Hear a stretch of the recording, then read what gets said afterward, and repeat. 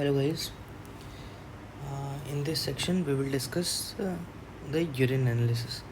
So starting with the dipstick test. So before we interpret a urine dipstick, the most important step is proper urine collection. So what instruction to be given before urine collection? It should be second morning sample. First urine sample should be discarded. It should be midstream clean catch.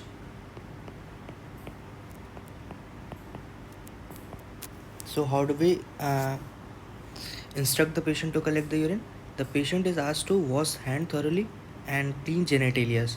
In male, we ask the patient to retract the foreskin and clean the glands. In female, we clean the front to back to avoid fecal contamination. And third step is avoid strenuous exercise within 72 hours. Analysis to be done within 2 to 4 hours. And if somehow you want to store the urine, it should be stored in 2 to 8 degrees Celsius for maximum of 12 hours. Now let's talk about the urine color changes due to the drug, which is common source of confusion. Now starting with the first one, which is greenish. Which drug causes greenish color of the urine? This is triamterene. Which drug causes the orange color urine? This is rifampicin.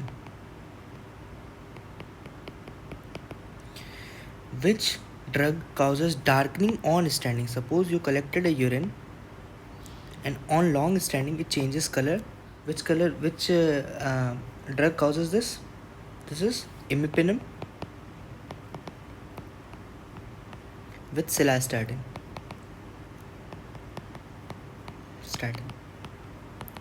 Now, which drug causes brownish color urine? This is nitrofurantoin.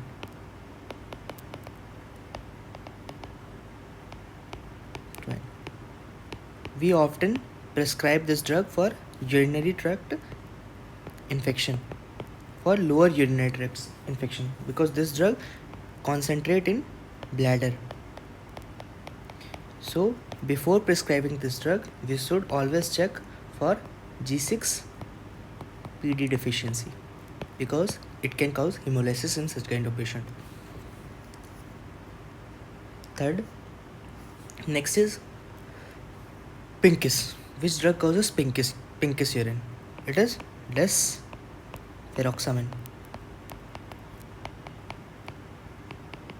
Now everyone knows turbid urine is due to some kind of infection or chyluria.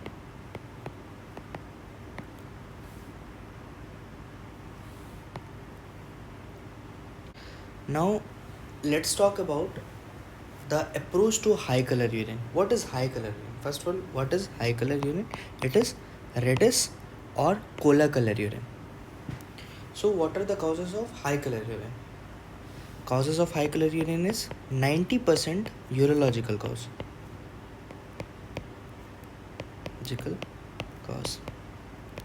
This is because of some malignancy, underlying stone or something urological. 10% is medical. In this,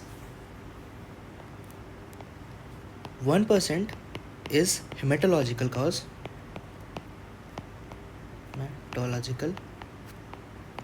Like PNH,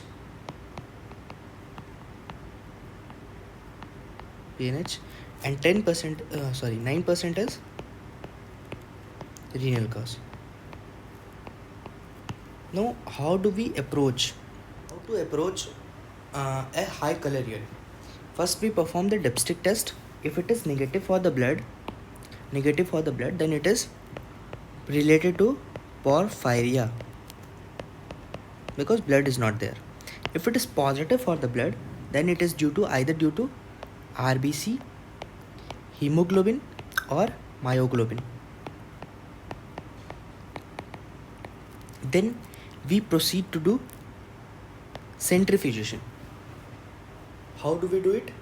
We centrifuge the high color urine for 5 minutes at 200 revolution per minute.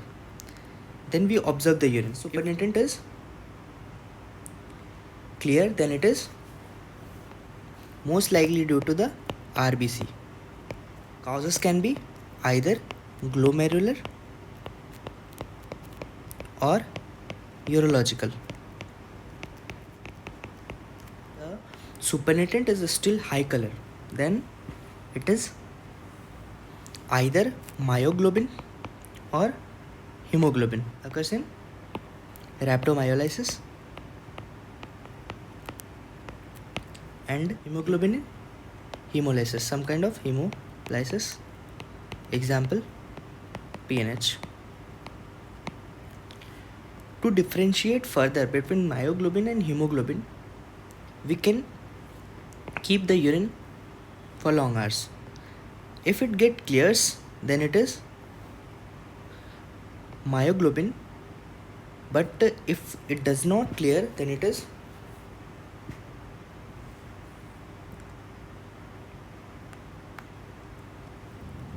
hemoglobin. To differentiate between glomerular hematuria and urological cause, we can apply this rule, 40, 50 and 1 rule for glomerular hematuria to differentiate this. What this rule says ki more than 40% dysmorphic RBC present in glomerular hematuria, more than 5% acanthocyte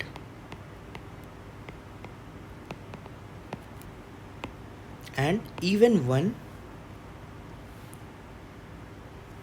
RBC cast. Now let's talk about the protein in urine. It can be detected by the dipstick test. It is a qualitative test. That means it only tells it either it is positive or negative. Now we will discuss about the predefined terms. So what is normal proteinuria? Normal is less than 150 milligram per 24 hour of urinary protein or less than 30 mg per 24 hour albumin. This is albumin and this is total protein. If it is less than 150, then it is normal proteinuria. If the albumin is less than 30 milligram per dl, then it is normal.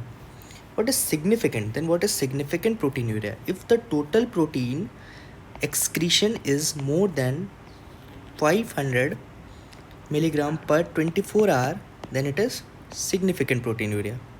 What is then functional proteinuria? Functional proteinuria is between these two, 150 to 500 milligram per 24 hour. This is sometimes considered as normal because this is common in some patient like who is taking high protein diet,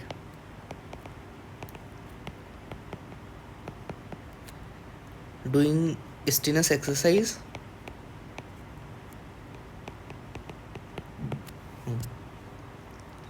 then what is nephrotic range proteinuria and what is massive proteinuria? There is difference between these two.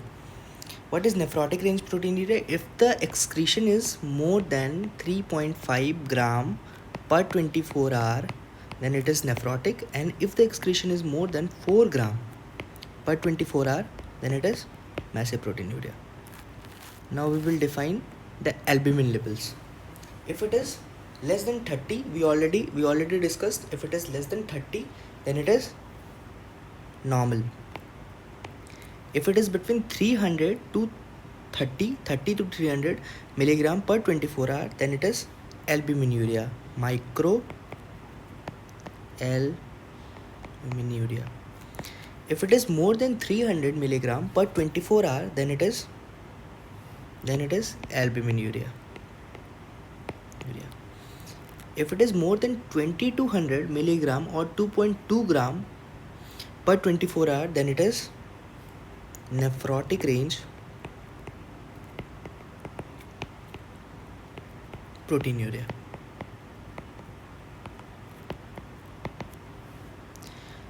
What are the drawbacks of the dipstick? That it detects only albumin.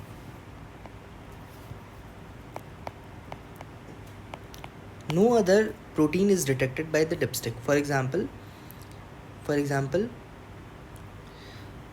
myeloma patient, in which there is excretion of light chain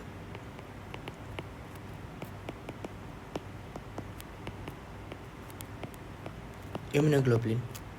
This won't be detected by the dipstick. It only detects when the excretion is more than 500 per 24 hour. It misses the microalbuminuria. This is the example of a 60-year-old lady presented with back pain. Urine dipstick shows negative for the protein. Later on, 24-hour urine protein examination, it showed 5 gram of the total urine, but it was not albumin. Typical the dipstick test.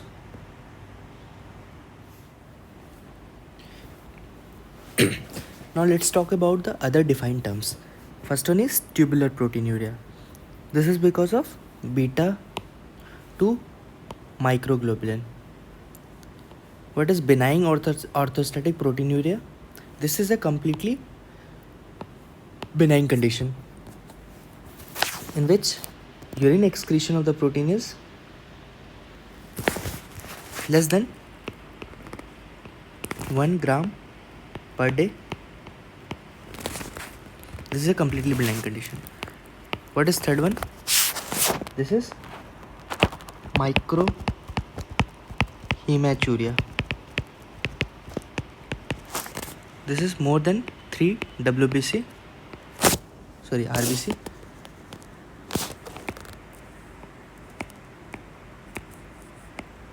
More than equal to 3 RBC per high power field. Now let's talk about the urine pH. For accurate assessment of the urine pH, we should collect the first morning sample. First morning sample is ideally preferred because it is more concentrated and it reflects the overnight metabolic state. Take the first morning sample. Normal pH is around 4 to 5. If it is alkaline, if the pH of the urine is more than 5.5, it reflects the tubular defect. Always suspect a tubular defect. And then proceed to check the KFT. If it is normal, then it is renal tubular acidosis. And if urea creat is elevated, means abnormal KFT, then it is due to acute kidney injury, secondary to either drug, sepsis. Now let's talk about the urine anion gap. It is the difference between unmeasured cation and unmeasured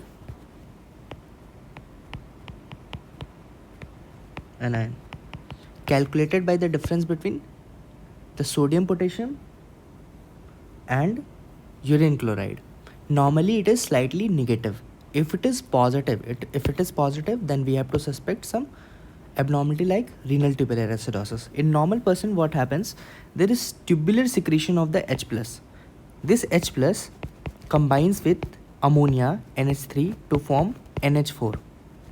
This is unmeasured cation of urine. Normally this is excreted. In renal tubular acidosis, what happens? There is defect in H+ secretion. So this H+ is not secreted and it don't combine with ammonia to form NH4. So in urine, this NH4, which is unmeasured cation, decreases. So anion gap increases. It become positive, or it becomes slightly positive. Now let's talk about the urine osmolality. It is a test of the tubular function.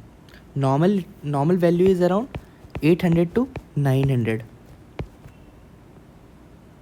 Normal value is 800 to 900. So we can differentiate between pre-renal AKI and acute tubular necrosis using this serum osmolality. Urine osmolality is in pre-renal AKI is 800 to 900, which is unchanged because the kidney is fine in pre-renal AKI. And in acute tubular necrosis, there is injury of the kidney, injury of the nephron, injury of the tubular function of the nephron. Then it decreases to 300, which become isosmolar to the blood. Urine specific gravity in pre-renal AKI is 1.020 to 1.040, which is normal because the kidney is normal.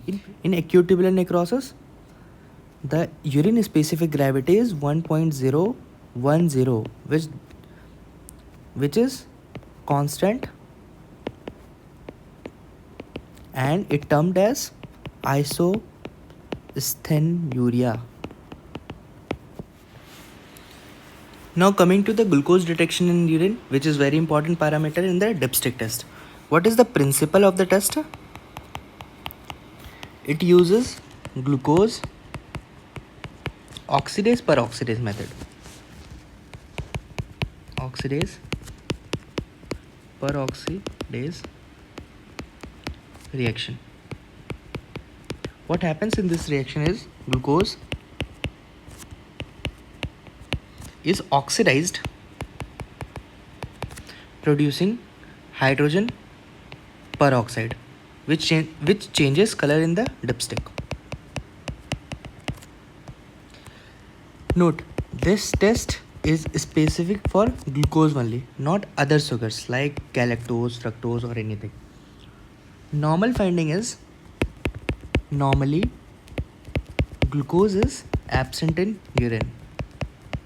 Glucose is absent in urine. Why? Because glucose is freely filtered by a glomerulus and it is 100% reabsorbed by tubules. So question is, when does glucose appear in urine?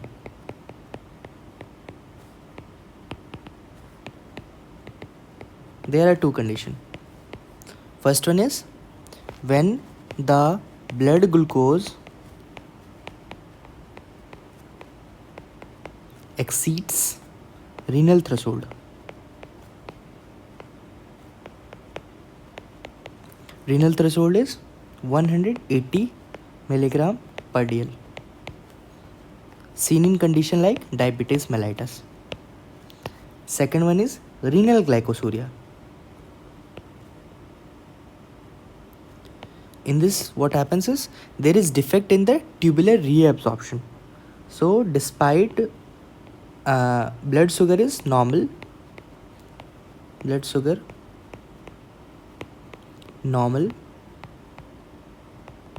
there is sugar in urine.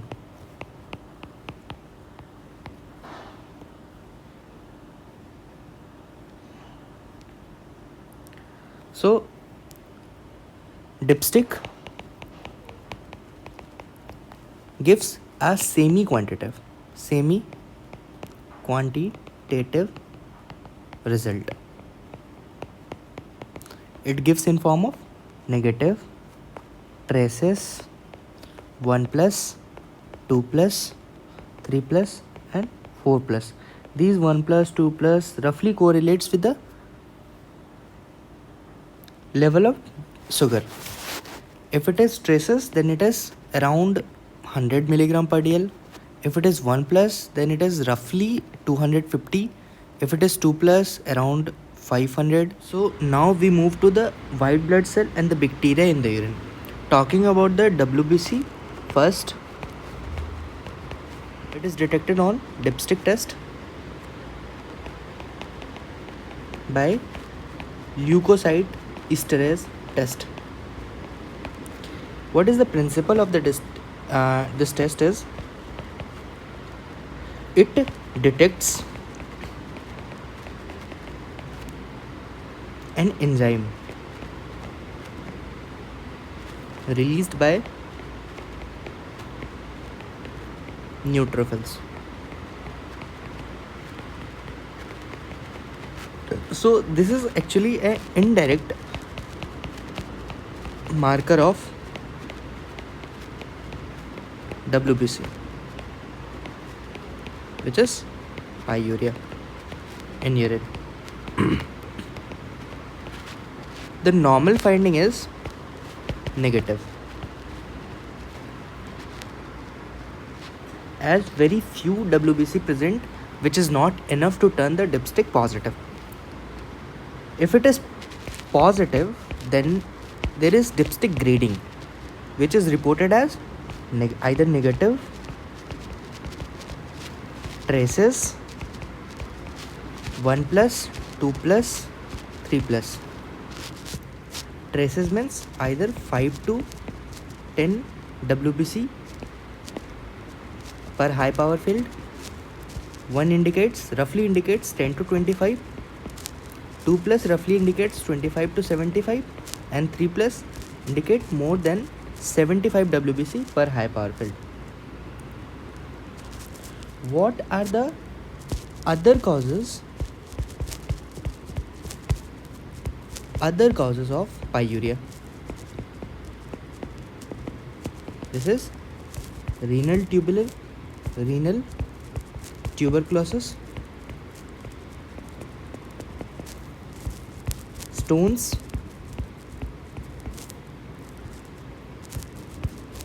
any contamination,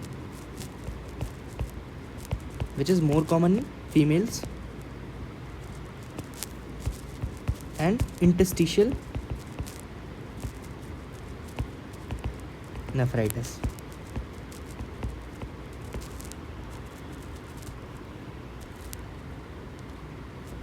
So what are the conditions in which we get false positive test and false negative test?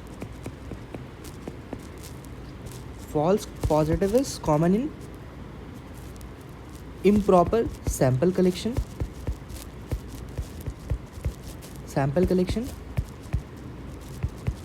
or contamination from vaginal discharge.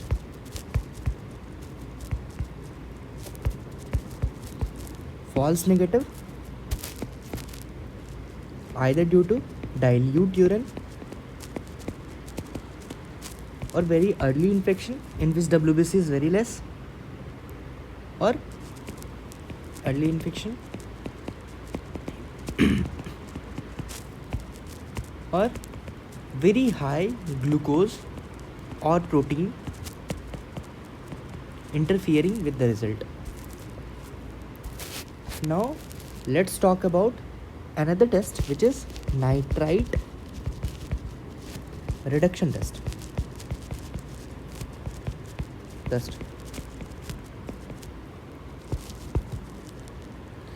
which is very useful in urinary tract infection. What is the principle of this test? So now let's discuss the nitrite test, also known as nitrate reduction test, which is useful for detection of the urinary tract infection. Actually, many urinary pathogens convert nitrate to nitrite, and this nitrite is detected by dipstick.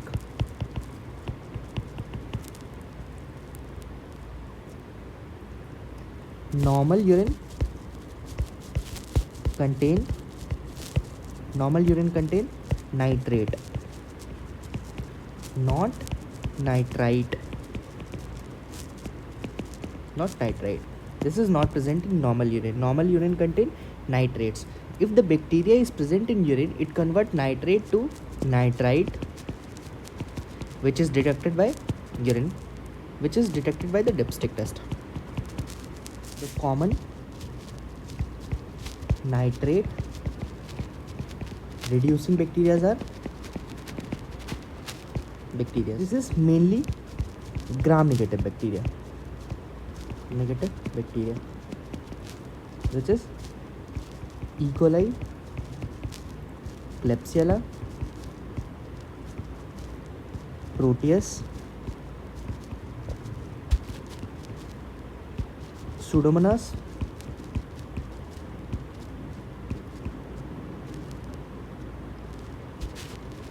what are non-nitrate reducing bacteria?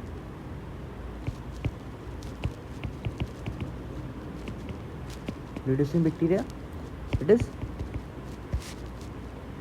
Enterococcus and Staphylococcus saprophyticus.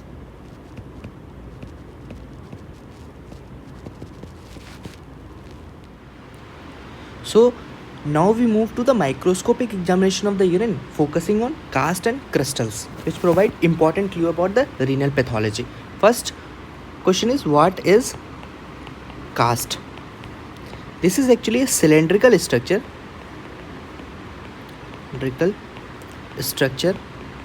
formed in renal tubules. They are made up of tam horsefall protein. This protein is secreted by tubular cells.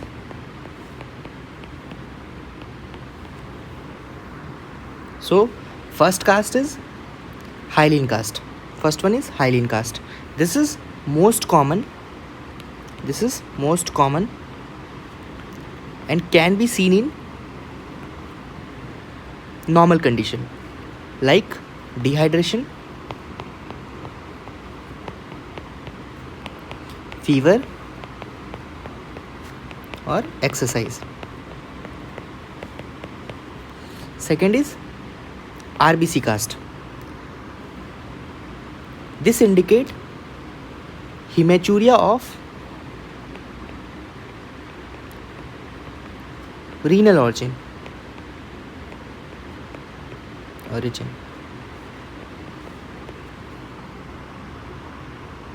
Seen in acute glomerulonephritis.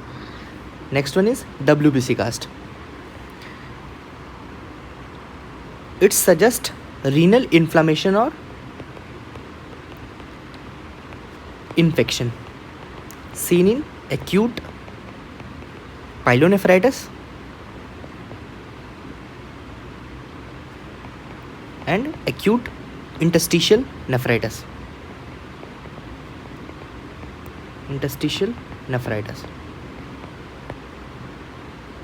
Next one is granular or muddy brown cast. This is actually a degenerated cellular cast. Which is most commonly seen in acute tubular necrosis. Next one is Vexi cast.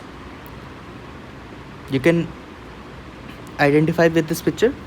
This is seen in chronic kidney disease. Vexi cast is seen in chronic kidney disease, and granular or muddy brown cast is seen in acute tubular necrosis.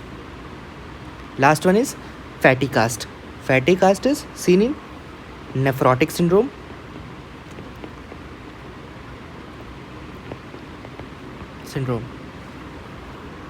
Cast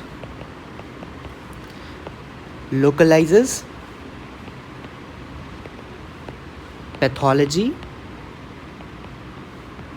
to kidney, especially to the tubules and glomerulus.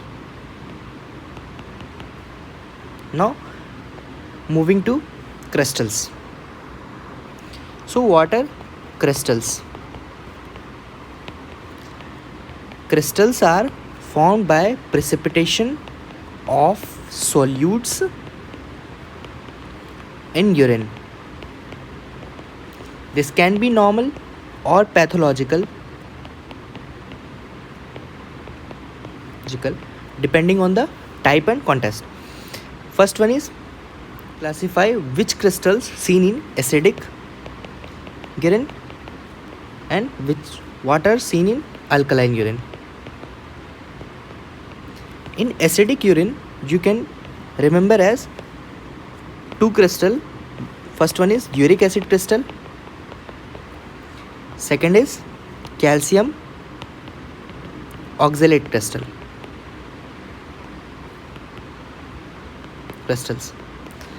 Uric acid crystal seen in gout or tumor lysis syndrome. Calcium oxalate crystal seen in kidney stone.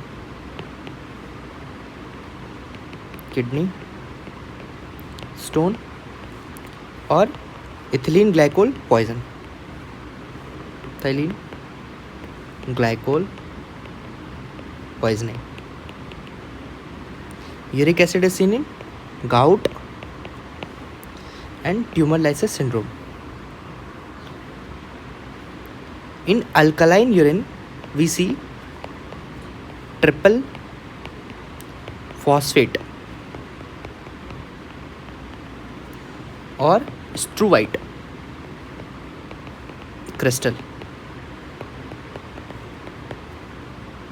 and calcium phosphate crystal.